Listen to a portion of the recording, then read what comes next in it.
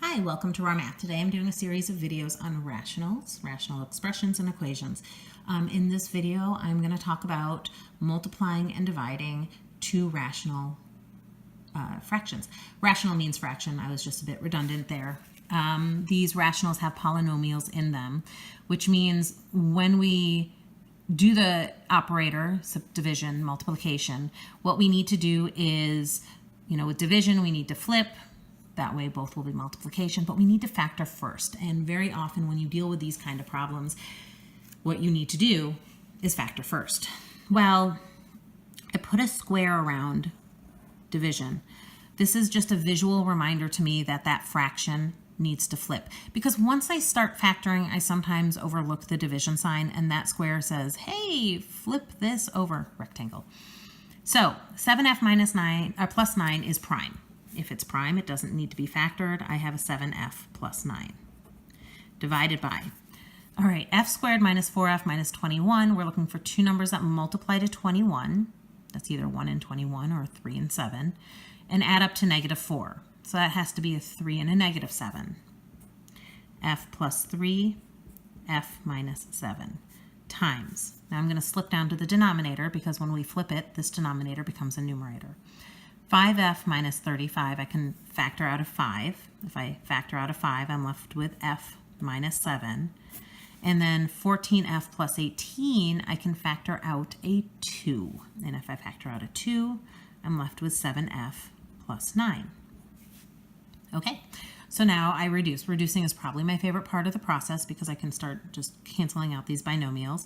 Anything in the numerator can cancel with anything in the denominator because anything in the numerator is being multiplied, everything in the denominator is being multiplied to the other items in the denominator, and fractions are division. So any numerator part is being divided by any denominator part. So 7f plus 9 divided by 7f plus 9 equals 1 because it's division. And when we cancel, we're really dividing out to 1. F minus 7s divide down to be 1. And there's nothing else that appears in both the numerator and denominator. So I end up with the numerator, all I have left is a 5. In the denominator, I have a 2 and an f plus 3. I could multiply that out, but I won't. And we're done.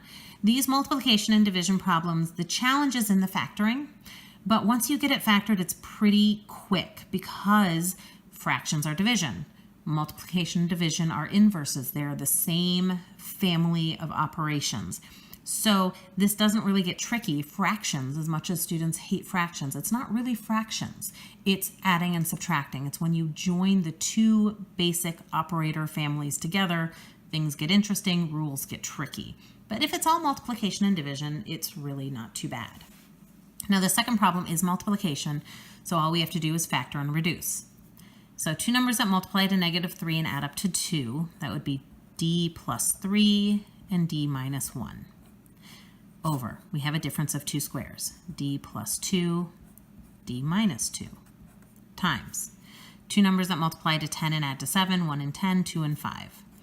d plus 2 times d plus 5, divided by two numbers that multiply to 15 and add to 8, 1 and 15, no, 2, 3 and 5, 3 and 5. d plus 3, d plus 5. Now, once again, we really just have 4 binomials multiplying in the numerator. We could just extend our fraction bar over and just say, hey, all 4 of these items are being multiplied, all 4 of these numbers, a number 3 more than d, a number 1 less than d, a number 2 more than d, a number 5 more than d. I sometimes think of this as like siblings. If your age is d and you have a sister younger than you and a brother 2 years older, and another brother 3 years older, and another sister 5 years older. It's relative to your age. Okay, the d plus 5s cancel. The d plus 3s cancel. The d plus 2s cancel. We are left with d minus 1 over d minus 2.